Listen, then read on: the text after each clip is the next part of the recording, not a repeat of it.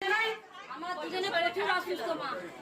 1 মাস আগে এসেছিলাম, তুমি বলেছিলে যা তো সব রিপোর্ট ভালো আছে। মা অনেক রিপোর্ট করতে দিয়েছিল, পেটে ইনফেকশন হয়ে পুঁজ হয়ে গেছিল, তারপরে কি লিভারের পাশে মাংস বেড়ে গেছিল, তারপরে সিস্টে প্রবলেম, সিস্ট বেড়ে গেছিল। ডাক্তার 3টে ডাক্তার 4টে ডাক্তার, যত ডাক্তার দেখে সবাই বলেছে অপারেশন করতে হবে।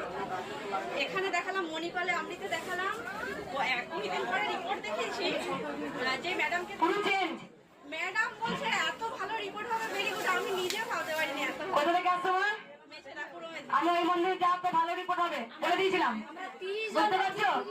30 জন এসছো। মরবো তোরা বাদ দিয়ে গাদা গাদা নিয়ে আসবি। দি মন্দিরে মা মরুক।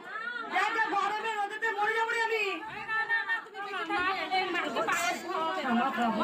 একবার সবাই বলুন জয়। মা যেখানে পুরো রিপোর্ট চেঞ্জ আর যেখানে অপারেশন করতে হয়নি, মা ডন্ডি কাটলো, 30 জনকে নিয়ে এসছে। সবাই ভালো থাকবেন, সুস্থ থাকবেন। মা হরি লুট দেবে। মা